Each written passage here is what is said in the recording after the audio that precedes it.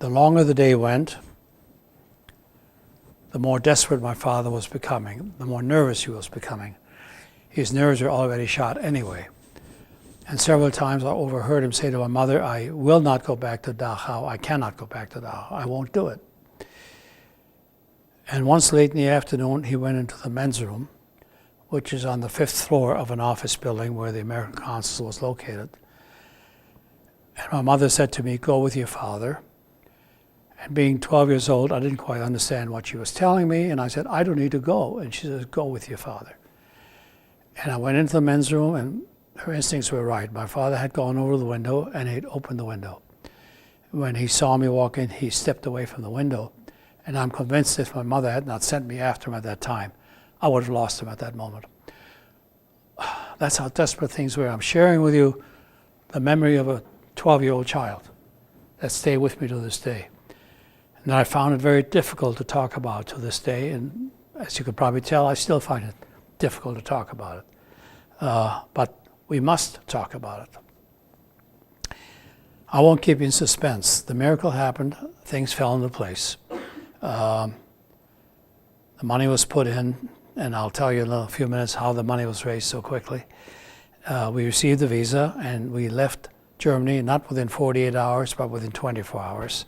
We left by train to Holland. It was our first stop on the way to this country, to this wonderful country. The last things the Nazis did at the border, they took away the 2 or 3 pieces of luggage that we had managed to pack, said that we left literally with nothing but the clothing on our backs and the shoes on our feet, but we didn't mind. We came to this country, came to Michigan. My dad was a changed man. He was never quite the same. We had not been a very pious, a very observing Jewish family. He became very observant. He had been a very stoic individual, as a lot of attorneys are. He became very emotional.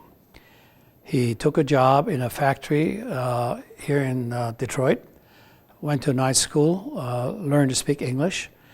And after he learned to speak English, he went back to law school and studied law. He was in his late 50s by that time and became an attorney again in Detroit and practiced law until he passed away in his late 60s. As a little aside, I was taken to elementary school to be enrolled. Roosevelt Elementary in Detroit. And according to my age, I should have been put into the 7th grade. And the principal was not there that morning, and the secretary didn't know what to do with this little boy who couldn't speak a word of English. She said, well, today we'll put him in the grade where he should be according to his age, and then tomorrow the principal will have to decide how many years to set him back until he learns to speak English. Well, the homeroom teacher, we called them homeroom teachers then, I don't know if they still use that term today or not, in the 7th grade, I guess considered me a challenge, and she told the principal the next day, I'll keep him, and I'll work with him. And this woman literally spent hours of her spare time, her lunch hour, after school hour, working with me and helping me to learn English, so I did not lose time. I must confess, in the process, I developed a tremendous crush on that lady. Oh, I was 13, the hormones are going, what can I tell you? But the reason I tell that, frankly, is when I speak to young people, I don't know whether or not we have future teachers in the room, but I want to impress them with the impact that a conscientious, dedicated teacher can have on the life of a student. She's a woman that I'll never forget, because it was due to her that I graduated with my age group. Now, let me just summarize, if I may. Why am I here talking about this? After all, we had a happy ending, if you want to call it that. My immediate family survived. I guess I'm here, first of all, to speak for the 6 million who are no longer able to speak for themselves. And I think it's appropriate to point out that in addition to the 6 million Jewish people, there were 4 million non-Jewish people who were also eradicated, exterminated, killed by the Nazi government. Who were these people? Other minorities, homosexuals. There was a large community of Jehovah's Witnesses. They were wiped out. Gypsies were wiped out.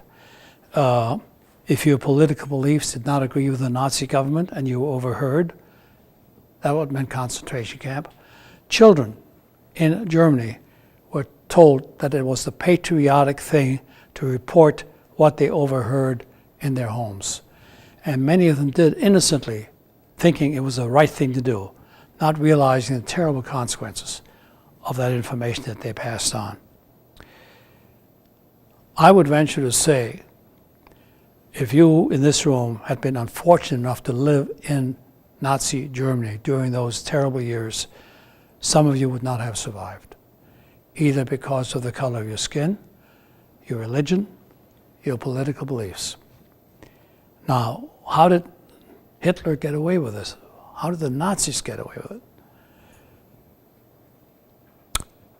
About 300 years ago, there was an Irish statesman named Edmund Burke who said something that was true 300 years ago, and it's true today. Tyranny will always triumph when good men do nothing. The German people stood by. They saw the railroad cars filled with humanity on the way to concentration camps, and they said nothing. They saw the people in striped uniforms, the slave laborers working in factories, and they said nothing. They saw the families disappearing overnight, their neighbors, never to be heard from again, and they said nothing. Why? Hitler had kept his promise. There was full employment. Everybody was eating. And what happened to those people didn't matter. The German people, the majority of them, are quite enthusiastic in following Hitler's footsteps into the terrible extermination, the terrible killing, terrible persecution of minorities. And I think the answer to all of this would have been that we have an obligation, a moral obligation, when we see things that are not the way they should be, whether it's in a classroom, whether it's on a job, whether it's on the street, we have the obligation to stand up and say, this is not right. This is not the way it should be. Because it may not be you today, but it may be you tomorrow.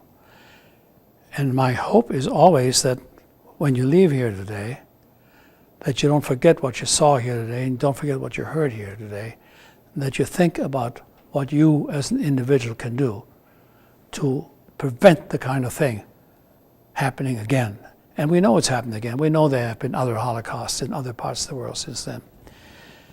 Let me just wrap up, and I promise you I'm done preaching, okay? I was in the United States Army during what became known as the Korean War, Korean Police Action, I think they call it. And I was stationed in Augusta, Georgia in the 1950s. Augusta, Georgia was the deep, deep south. And in those days we were shipped by train and not by plane. And I remember getting off the train in the Augusta, Georgia railway station. And the first thing I saw were two separate drinking fountains. One was marked white, and the other one was marked colored. And my mind immediately went back to those park benches that had been marked not for Jews. So I'm not talking ancient history in some foreign land across the ocean. I'm talking contemporary history in this country. And the reason we've come such a long way in this country since those days in the 1950s is because people finally stood up and said, this is not right. This is not the way it should be. And I'm proud to say that there were many white people involved in that civil rights movement and many Jewish people. Because I think Jewish people more than anyone else understood the conditions that black people were experiencing, the indignities that they were experiencing. And the Jewish people felt a moral obligation to stand up and say this is not right. Because quite frankly, Jewish people said, there but for the grace of God go I. And that's how things can be improved if we all stand up and do that. I want to thank you for being here. I want to thank you for your attention. I know it's late in the day and you've had a long day. I'll be happy to answer any questions that you might have, anything that you saw today, anything about my life. I'm usually asked two questions. Somebody want to ask me how the money was raised so quickly in Lemmon, South Dakota? You want to ask me that? I'm glad you asked me. I told you Lemmon, South Dakota was population 1,500, where everyone pretty well knew everybody else. And I guess my great uncle was a prominent citizen in Lemmon, South Dakota. And when he got our frantic phone call, he went to the bank. There was only one bank. He went to the banker and said, "This is a matter of life and death for my family." He offered to put his store up as a collateral. And when the banker listened to the story, he said, "You've got it." And he placed that money into an escrow account. Those are the golden days. That could not happen today. The FDIC and various other government agencies would frown on it. But I'm also proud to say that, frankly, we never touched that money. When we came here, we had nothing. But my father would not touch that money. He took a job in a factory. My mother, who, quite frankly, had never worked a day in her life, got a job at the old Statler Hotel in downtown Detroit, worked in the kitchen. And I sold newspapers on the corner of Rochester and Linwood in Detroit. You did what you had to do. And after we were here 2 years, that money was returned to the bank and released. We never used it. The other question I'm usually asked, why did you come to Michigan? We came to Michigan because we knew two people in this country. One was my great uncle in South Dakota, and I had a distant cousin who's about 12 years older than I am. She's now in her mid-90s. But as a young woman, she met a young man from Detroit, and it was instant love, and they got married, and he brought her back to Detroit. So we knew two people, really. One is my great uncle in South Dakota and my cousin in Detroit. And quite frankly, Detroit is where the jobs were. This was just before World War II. The factories were beginning to open up again. So, and my dad was not a rancher, he was not a farmer. So that's how we came to Michigan. Any questions? Yes, ma'am. Did you have any other family in Germany? Any other family? I had several cousins. My dad had one brother who moved to what was then called Palestine in 1936. He was a doctor, and when he could no longer practice, he moved to Palestine and worked, quite frankly, with children of all nationalities, all races, and so on, until he died. There was another brother who took his family and moved them to Holland, a wife and a son, and they went into hiding. I think you're all familiar with Thyra Van Frank. They too went into hiding, and they did survive that war. I lost some other family there. Everyone lost families over there. I'm going to show you something that you can welcome to look at more closely. I found my passport that let me out of Germany into this country. Shows a very nervous looking young man with an awful lot of hair in his head. But the reason I'm showing it to you, if you can see the red J, we were branded. And one of the reasons there was a red J on these passports is because the other countries in Europe, before Hitler overran them, did not want these Jewish refugees. And they worked out a deal with the Nazi government to identify all Jews with that red J on their passports. I found my mother's passport. I'll put them up here for you to take a close look at. Again, with that same red J. I never found my dad's passport. I do have one picture that I treasure. I'll also put it up there. A picture of my father in his World War I German officer's uniform. And when I look at how proud he was to wear that uniform and how he was repaid for having worn that uniform, pretty hard to explain. Any other questions that I may answer for you? Yes, ma'am. How do you look back on the German people of today? I'm so glad you asked me that question, really. I should point out, when I refer to Germans, I refer to the Germans of the Nazi generation, not the young people, the young Germans today. The young people in Germany today have gone to their grandparents and said, "Where were you when all this happened? What were you doing?" And the general answer has been, "I didn't know," which is totally unbelievable, or "I was never a Nazi," which is also unbelievable. But I know other people, Jewish people who left Germany under similar conditions, who went back to Germany to visit not to stay, and they were greeted warmly, and they felt very comfortable and very much at home. Slowly, synagogues are being reopened in Germany and being rebuilt in Germany. So I'm glad you pointed that out, because I should make the point that I'm talking about a different generation than the German generation today. Any other questions? Yes? Were you or your family ever able to sponsor someone else to leave? No, we could not sponsor for several reasons. We were not citizens for 5 years. The requirement of those days, you had to be here 5 years before you become a citizen. And quite frankly, as a sponsor, you had to have means for them to approve you as a sponsor. And we literally did not have the proverbial pot in those days. So we had trouble supporting ourselves, and we really were in no position to sponsor anyone. There were some Jewish relief organizations that did sponsor some of the people coming over. Any other questions? I wonder what your thoughts were when you did hear that the money was deposited and you saw your father just after having gone through the experience in the bathroom. Do you have some recollection of that moment? The moment that I saw him, you mean? Well, no, the moment that you learned that the money had been deposited and that you were going to be allowed out. It's hard to describe that kind of a moment, you know, very emotional.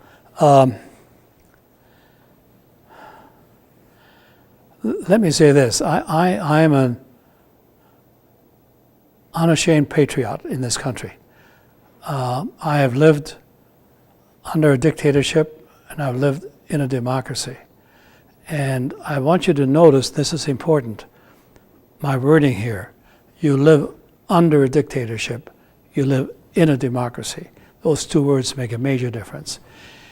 And the day, I'll tell you when it set in for me, and I know it sounds trite, but we crossed the ocean, that was before airplanes, you know, you had ships, on a very stormy day in January of 1939.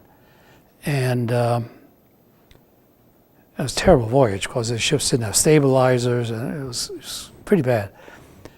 But when we saw that Statue of Liberty, that's a moment I'll never forget. That's the best answer I can give you. Gets a little emotional. Any other questions? All right, thank you very, very much. I hope you all had a wonderful Thanksgiving. Good. Thank you.